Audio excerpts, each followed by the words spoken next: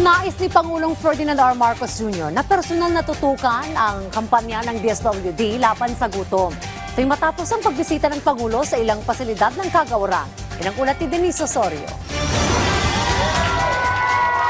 Hindi lang bumisita kundi nagsilbi pang service crew at tagahain ng pagkain si Pangulong Ferdinand R. Marcos Jr. para sa ating mga kababayang walang sapat na makain.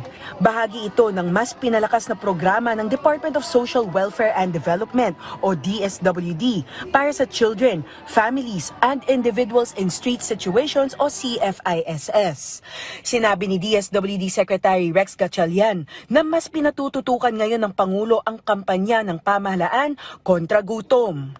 Ang dream niya, sabi nga niya, ang birthday wish niya at ang pangarap niya, wala na gutom na Pilipino pagtapos niya after his term. So ito, part ito ng overall drive natin. Nakabukas ang Walang Gutom Kitchen araw-araw, from breakfast pati lunch na service natin. Sa Walang Gutom Kitchen, umaabot sa halos 700 individual kada araw ang napapakain ng libreng almusal at tanghalian para tugunan ang agarang pangangailangan ng mga individual na walang makain. Isa sa mga benepisyaryo si Eugene Pelaje na may 3 taong gulang na anak na aminadong malaking tulong ang Walang Gutom Kitchen ng pamahalaan. Wala siyang trabaho at kapos sa sweldo ang kanyang mister, kaya malaking tulong sa kanila ang libreng pagkain mula sa DSWD. Maayos naman po sila ng tao dito na kumakain. Maayos naman po yung trato po nila sa mga service ko dito. Okay naman po, ma'am. Naiyak din ako kasi ang pagbibigay niya bukal sa puso po. Galing sa puso po talaga na may pagmamahal sa buong bayan. Si Nanay Lucia Eldes naman, laking tuwa niya at nakasama niya sa pagkain ang ating Pangulo. Aniya, wala na siyang trabaho o pamilya sa Maynila, pero nakakaraos siya dahil sa tulong ng Administrasyong Marcos. Masaya po. Wala po akong masabi po. Mga pinsan ko, alam ko nanonood sila.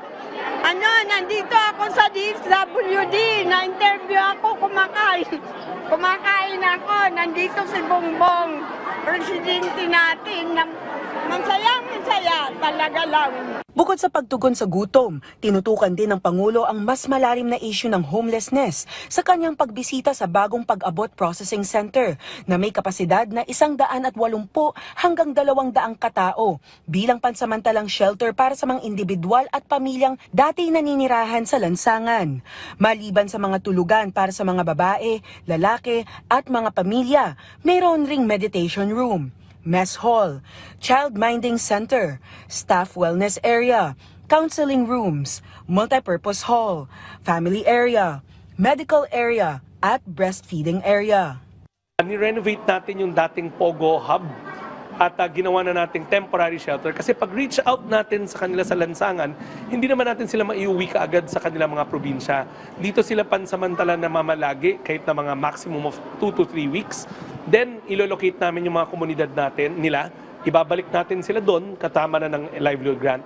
Mula April 2023 hanggang December 14, 2025, mahigit 11,000 pamilya at mahigit 5,000 individual na ang natulungan ng Pag-abot program sa buong bansa.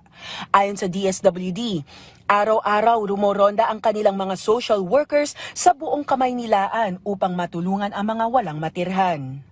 Denise Osorio, para sa Pambansang TV, sa Bagong Pilipinas.